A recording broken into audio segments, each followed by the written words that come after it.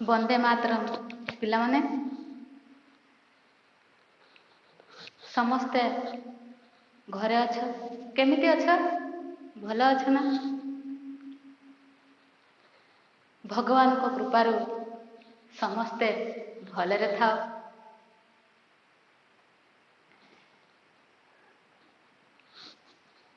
एमिति कोरोनार ए महामारी जगु कौन होइछि ना आम श्रेणी गृहरे पाठ पढ़ा होई पारु नाही, बाधा प्राप्त होछि।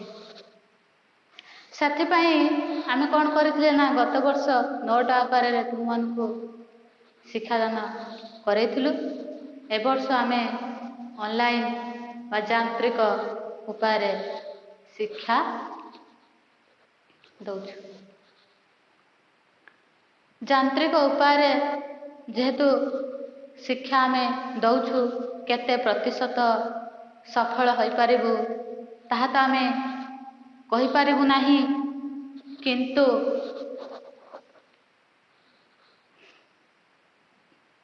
ସେହି 100% ପାଖାପାଖି ସଫଳ ହେବାକୁ ଆମେ ଚେଷ୍ଟା କରିବୁ।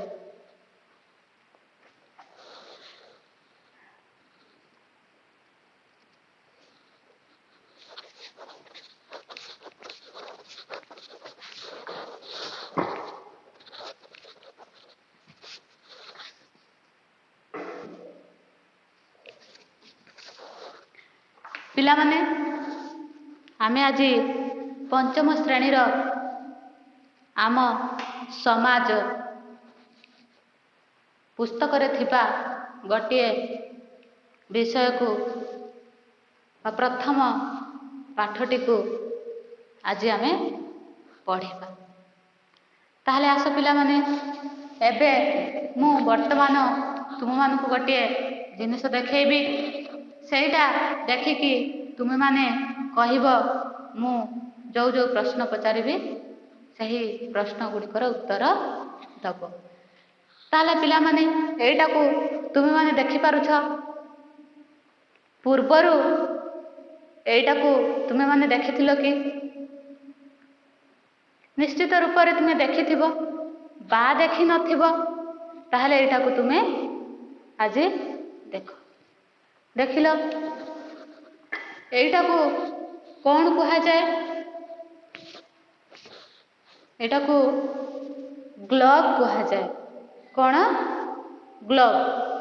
ए ग्लोबटा कहार प्रतिरूप बा मॉडल जानिछ कि? ए ग्लोबटा हेउछि आम पृथ्वीर प्रतिरूप। ताहले आज आमे पढ़िबा को जाउछे आम पृथ्वी।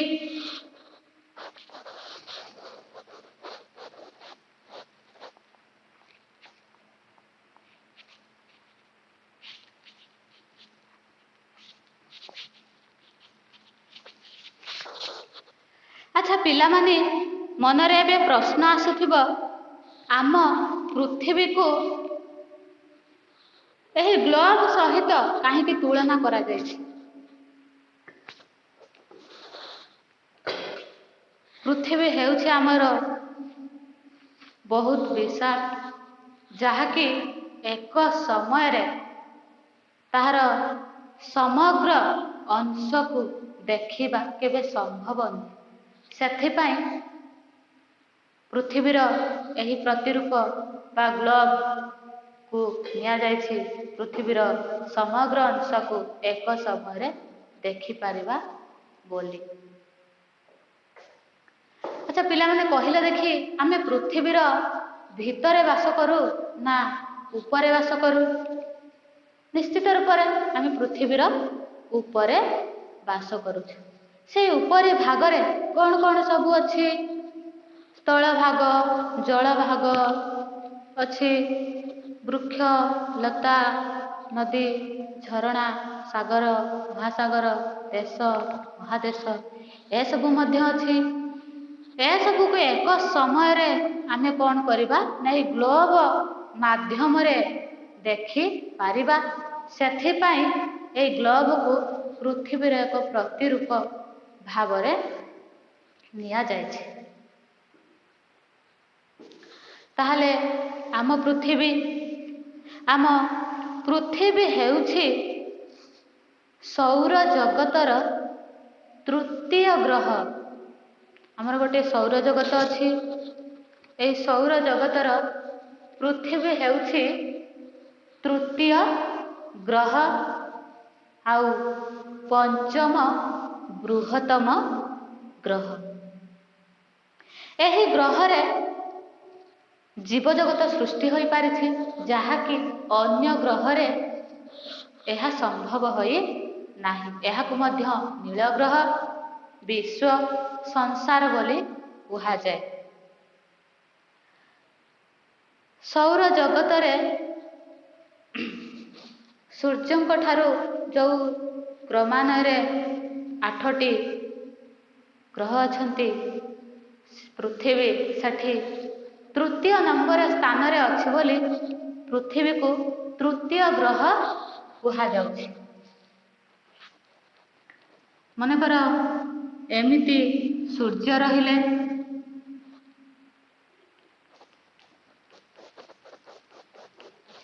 ଏହିଭଳି ଭାବରେ ତାଙ୍କୁ କ'ଣ କରୁଛନ୍ତି ନା 8ଟି ଗ୍ରହ ପରିକ୍ରମା କରିବାରେ ଲାଗିଛନ୍ତି।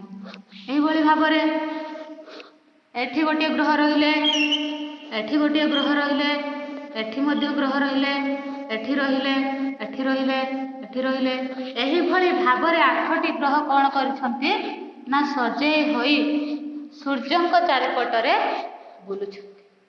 କିନ୍ତୁ ପୃଥିବୀ ଏହିଟି 3 ନମ୍ବର ସ୍ଥାନରେ, ଇଏ ପ୍ରଥମ, ଇଏ ହେଲେ ଦ୍ୱିତୀୟ, ହେଲେ ତୃତୀୟ, ଏହି 3 ନମ୍ବର ସ୍ଥାନରେ ଅଛନ୍ତି ବୋଲି ପୃଥିବୀକୁ ତୃତୀୟ ଗ୍ରହ, ସୌରଜଗତର ତୃତୀୟ ଗ୍ରହ ବୋଲି କହୁଛୁ।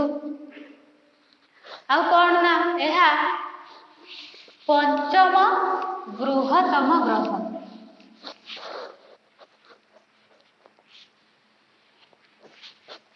ପଞ୍ଚମ ବୃହତ୍ତମ ଗ୍ରହ।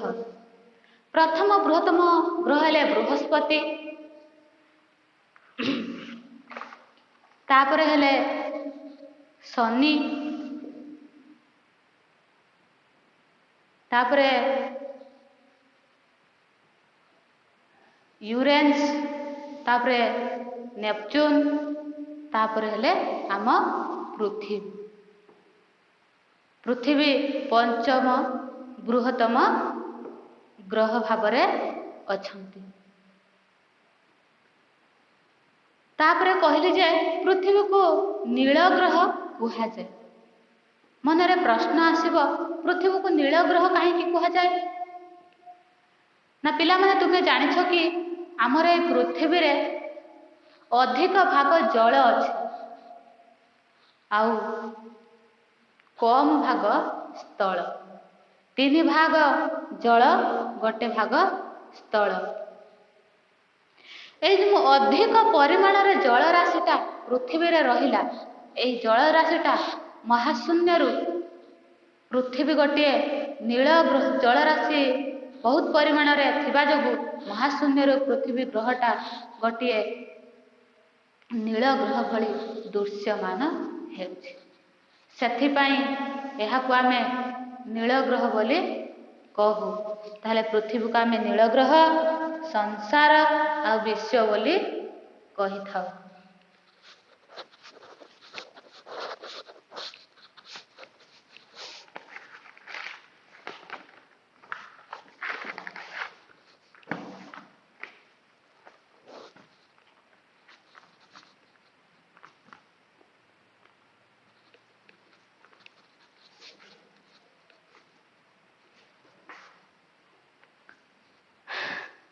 ତାହେଲେ ବର୍ତ୍ତମାନ ପିଲାମାନେ, ଆମ ପୃଥିବୀ ବିଷୟରେ ମୁଁ କେତୋଟି ପଏଣ୍ଟ ଲେଖୁଛି, ସେସବୁକୁ ତୁମେମାନେ ମଧ୍ୟ ନିଜ ନିଜ ଖାତାରେ ଲେଖିପାରିବ।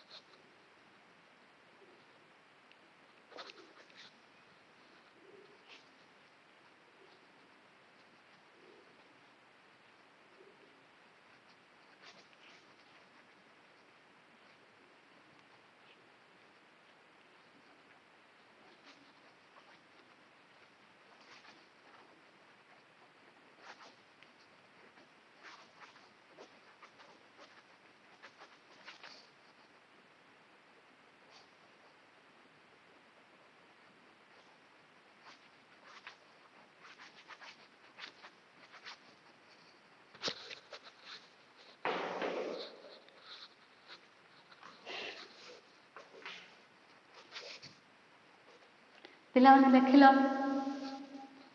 ତାହେଲେ ଆମ ପୃଥିବୀ ସୌରଜଗତର ତୃତୀୟ ଗ୍ରହ। ଆକାର ଅନୁସାରେ ଏହା ପଞ୍ଚମ ବୃହତ୍ତମ ଗ୍ରହ। ପ୍ରଥମ ବୃହତ୍ତମ ଗ୍ରହ ହେଲେ ବୃହସ୍ପତି, ଦ୍ୱିତୀୟରେ ହେଲେ ଶନି, ତୃତୀୟରେ ହେଲେ ୟୁରେନସ୍, ଚତୁର୍ଥରେ ହେଲେ ନେପଚୁନ୍, ପଞ୍ଚମରେ ହେଲେ ପୃଥିବୀ, ଷଷ୍ଠରେ ହେଲେ ଶୁକ୍ର, ସପ୍ତମରେ ହେଲେ ମଙ୍ଗଳ, ଅଷ୍ଟମରେ ହେଲେ ବୁଧ। ବୁଧ ସବୁଠାରୁ ସାନ।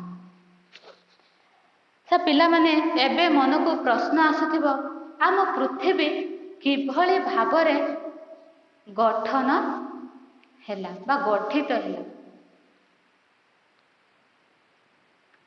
ପ୍ରଥମରେ ଆମ ପୃଥିବୀ ଯେତେବେଳେ ଗଠିତ ହେଲା ସେତେବେଳେ ପୃଥିବୀର ଏମିତି ରୂପ ନଥିଲା। ସୂର୍ଯ୍ୟଙ୍କ ଠାରୁ, ସୂର୍ଯ୍ୟ ତ ପ୍ରତିଦିନ ସକାଳେ ତୁମେମାନେ ଦେଖୁଛ, ସୂର୍ଯ୍ୟ ଆସିଲେ ଆମର ସକାଳ ହୋଇଥାଏ, ରାତ୍ରିର ଅନ୍ଧକାର କୁଆଡ଼େ ସବୁ ଆପଣା ଛାଏ ଲୁଚିଯାଆନ୍ତି। ସେହି ସୂର୍ଯ୍ୟଙ୍କ ଠାରୁ ଅଳ୍ପ ଦୂରରେ ଏକ ବଡ଼ ନକ୍ଷତ୍ର ବା ତାରାଟି ଥିଲା।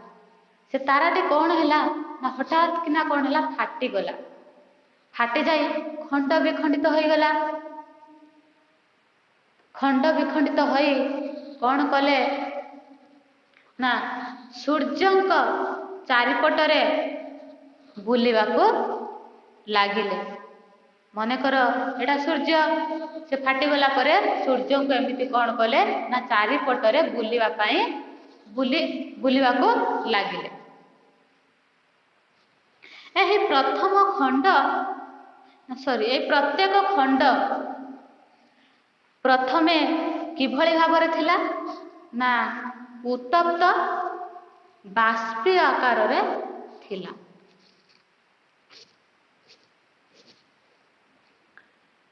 ତାପରେ ଶତ ଶତ ବର୍ଷ ପରେ ଏହି ଉତ୍ତପ୍ତ ଖଣ୍ଡ ଗୁଡ଼ିକ ଶୀତଳ ହୋଇ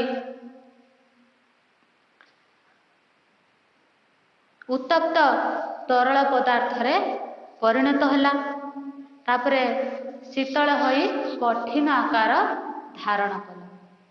ଏହିପରି ଭାବରେ ଆମ ପୃଥିବୀ କ'ଣ ହୋଇଛି ନା ଏକ ବଡ଼ ନକ୍ଷତ୍ର ବା ତାରାରୁ ଗଠିତ ହୋଇଛି। ହେଲା ଆମ ପୃଥିବୀର ଗଠନ, ତୁମେମାନେ ଜାଣିଲ। ତାପରେ ଆମେ ଜାଣିବା ସୌର ପରିବାର।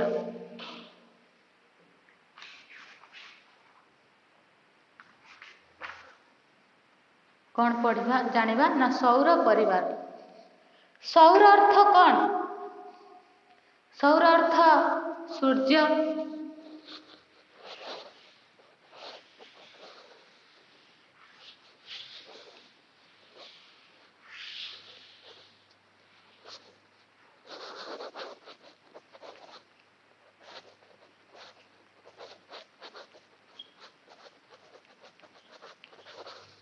ଏହି ସୌର ଅର୍ଥ କ'ଣ ନା ସୂର୍ଯ୍ୟ, ସୂର୍ଯ୍ୟଙ୍କର ଏକ ପରିବାର।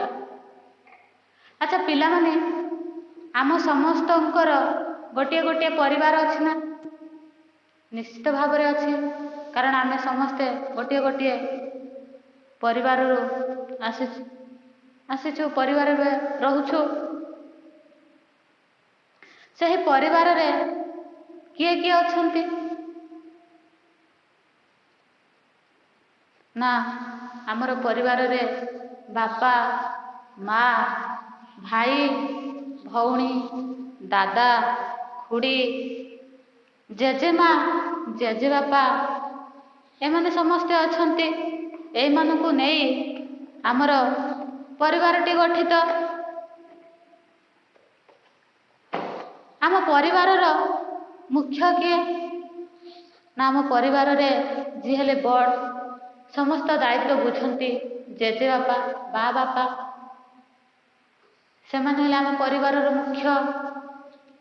ସେମିତି ଆମର ଯେମିତି ଗୋଟିଏ ପରିବାର ଅଛି, ସୂର୍ଯ୍ୟଙ୍କର ସେମିତି ଗୋଟିଏ ପରିବାର ଅଛି, ଯାହାକୁ ଆମେ ସୌର ପରିବାର କୁହାଯାଏ। ଆମର ଯେମିତି ପରିବାରରେ ଏ ସମସ୍ତେ ବାପା ମା ଭାଇ ଭଉଣୀ ଜେଜେ ଜେଜେବାପା ଜେଜେମା ଅଛନ୍ତି, ସେମାନଙ୍କ ସହ ଆମର କିଛି ନା କିଛି ସମ୍ପର୍କ ଥାଏ, ସେଇଥିପାଇଁ ତ ଆମର ସେଇଟା ପରିବାର। ସେହିଭଳି ଭାବରେ ଏଇଠି ସୂର୍ଯ୍ୟ ସୌର ପରିବାରରେ ଯିଏ ଯିଏ ସବୁ ରହିବେ ତାଙ୍କ ସହ ସୂର୍ଯ୍ୟଙ୍କର ମଧ୍ୟ କିଛି ନା କିଛି ସମ୍ପର୍କ ଅଛି, ସେଥିପାଇଁ ସେମାନଙ୍କୁ ନେଇ ସୌର ପରିବାର ଗଠିତ ହୋଇଛି। ଏହି ସୌର ପରିବାରର ମୁଖ୍ୟ କିଏ? ଏହି ସୌର ପରିବାରର ମୁଖ୍ୟ ହେଲେ ସୂର୍ଯ୍ୟ। ସିଏ ସବୁବେଳେ କେନ୍ଦ୍ରରେ ଥାନ୍ତି।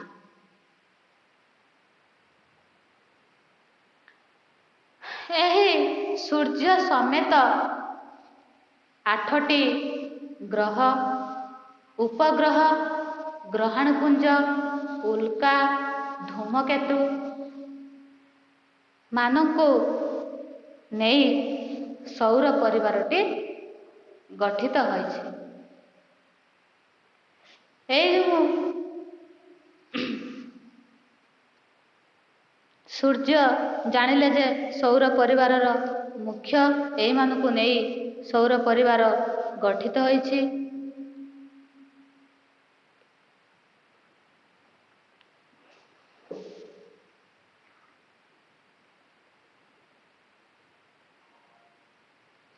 ଏହି ସମସ୍ତେ ସୌର ପରିବାରର ଯେତେ ଜଣ ରହିଲେ, ଏହି ସମସ୍ତେ କ'ଣ କରନ୍ତି ନା ସୂର୍ଯ୍ୟଙ୍କ ଚାରିପଟରେ ଘୁରି ବୁଲନ୍ତି। ସୂର୍ଯ୍ୟଙ୍କ ଠାରୁ ଦୂରତା କ୍ରମରେ 8ଟି ଗ୍ରହ ସଜେଇ ହୋଇ ରହିଛନ୍ତି।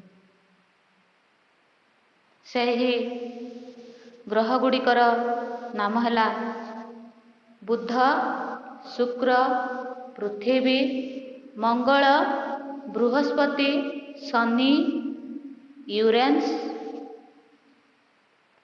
ନେପଚୁନ୍। ସୂର୍ଯ୍ୟଙ୍କ ଠାରୁ ଦୂରତା କ୍ରମରେ ଏମାନେ କ'ଣ କରୁଛନ୍ତି ନା ସୂର୍ଯ୍ୟଙ୍କୁ ପରିକ୍ରମା କରୁଛନ୍ତି। ଦେଖିବା ସେମାନେ କିଭଳି ଭାବରେ ସୂର୍ଯ୍ୟଙ୍କ ଚାରିପଟେ ଘୁରି ବୁଲୁଛନ୍ତି। ମନେକର ଏଇଟା ହେଲେ ଆମର ସୂର୍ଯ୍ୟ, ତା ପାଖକୁ ଗୋଟିଏ ଗଲେ ଏଠି ରହିଲେ ବୁଧ,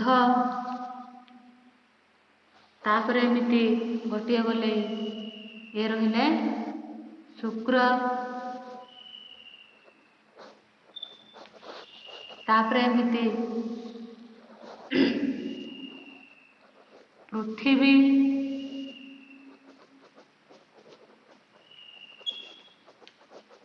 ତାପରେ ଏମିତି ରହିବେ ସେ ହେବେ ମଙ୍ଗଳ,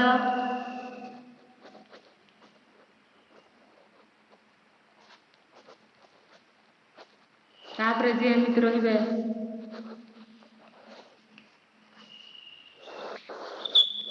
ସେ ହେବେ ବୃହସ୍ପତି,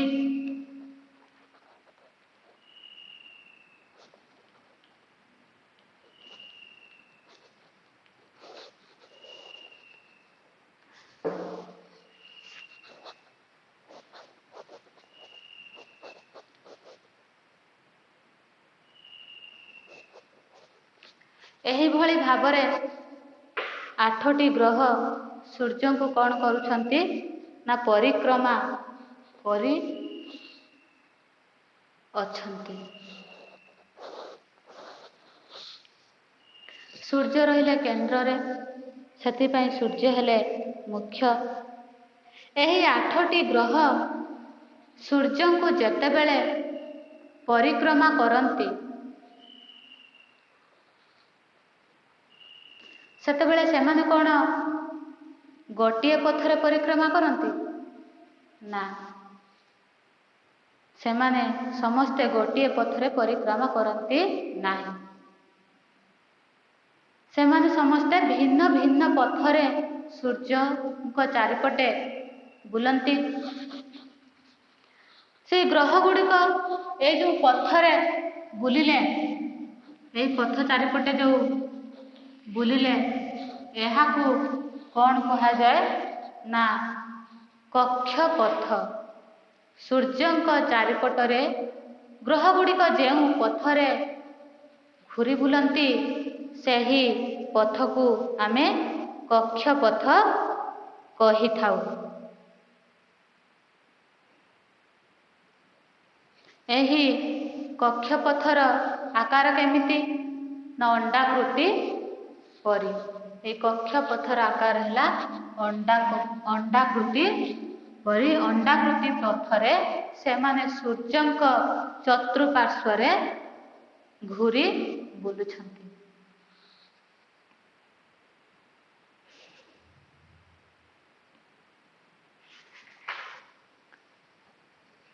ଏଇ ଯେଉଁ ଗ୍ରହ ଗୁଡ଼ିକ ସୂର୍ଯ୍ୟଙ୍କ ଚାରିପଟରେ ଘୁରି ବୁଲୁଛନ୍ତି, ସୂର୍ଯ୍ୟଙ୍କର ନିକଟରେ ରହିଲେ କିଏ ନା ବୁଧ। ସୂର୍ଯ୍ୟଙ୍କ ନିକଟରେ ବୁଧ ରହିଲେ। ଯେହେତୁ ସୂର୍ଯ୍ୟ ତ ବହୁତ ଉତ୍ତପ୍ତ, ତାଙ୍କର ନିଜର ଆଲୋକ ଅଛି, ସେଥିପାଇଁ ସୂର୍ଯ୍ୟଙ୍କୁ ଆମେ କ'ଣ କହୁ? ନକ୍ଷତ୍ର ବୋଲି କହିଥାଉ। ଯେହେତୁ ତାଙ୍କର ନିଜର ଆଲୋକ ଅଛି, ସେ ବହୁତ ଉତ୍ତପ୍ତ। ସୂର୍ଯ୍ୟ ବହୁତ ଉତ୍ତପ୍ତ, ତାଙ୍କ ପାଖରେ ବୁଧ ରହିଲେ, ତାଙ୍କର ଅତି ନିକଟରେ ବୁଧ ରହିଲେ। ସେଥିପାଇଁ ବୁଧକୁ ଆମେ କ୍ଷୁଦ୍ରତମ ଆକାର ଅନୁସାରେ କ୍ଷୁଦ୍ରତମ ଗ୍ରହ ହେଲେ ମଧ୍ୟ ଯେହେତୁ ସୂର୍ଯ୍ୟଙ୍କ ନିକଟରେ ଅଛନ୍ତି, ସେଥିପାଇଁ ଏ ବହୁତ ଉତ୍ତପ୍ତ ଓ ସୂର୍ଯ୍ୟଙ୍କର ନିକଟତମ ଗ୍ରହ। ସୂର୍ଯ୍ୟଙ୍କ ଠାରୁ ଦୂରତା କ୍ରମରେ ବହୁତ ଦୂରରେ ଅଛନ୍ତି ନେପଚୁନ ଗ୍ରହଟି। ଶୁକ୍ର ଗ୍ରହ ବହୁତ ଉଜ୍ଜଳ, କିନ୍ତୁ ଶୁକ୍ର ଗ୍ରହ ଠାରୁ ଆଉ ଜଣେ ବହୁତ ଉଜ୍ଜଳ ଅଛନ୍ତି, ଯିଏକି ହେଉଛନ୍ତି ଏକ ଉପଗ୍ରହ। ସେ ଚନ୍ଦ୍ର। ସେ ପୃଥିବୀ ଗ୍ରହର ଏକ ଉପଗ୍ରହ ଚନ୍ଦ୍ର। ଉପଗ୍ରହ କୁହାଯାଉଛି କାରଣ ସେ ଏକ ଗ୍ରହ ଚାରିପଟେ ପରିକ୍ରମା କରୁଛି, ସେଥିପାଇଁ ତାଙ୍କୁ ଉପଗ୍ରହ କୁହାଯାଏ। ଶୁକ୍ରଙ୍କ ଠାରୁ ସେ ବହୁତ ଉଜ୍ଜଳ। ଏଇ ଯେଉଁ ମଙ୍ଗଳ ଗ୍ରହଟି ଦେଖିବାକୁ ରକ୍ତ ବର୍ଣ୍ଣ ପରି, ଲୋହିତ। ସେଥିପାଇଁ ତାକୁ ଆମେ ଲୋହିତ ଗ୍ରହ ବୋଲି କହିଥାଉ।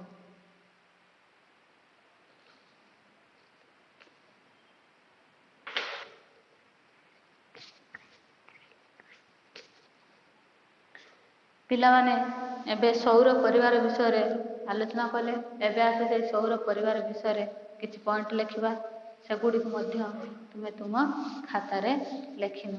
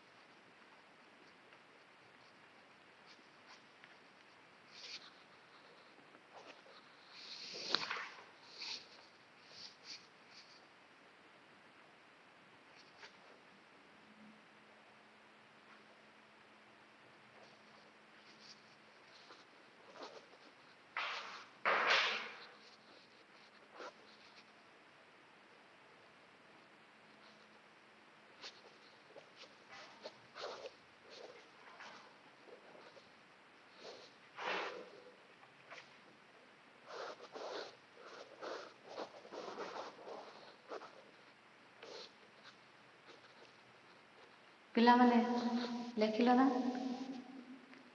ଏହାପରେ ତାକୁ ଲିଭେଇ ମୁଁ ଆଉ କେତୋଟି ପଏଣ୍ଟ ଦେଖୁଛି।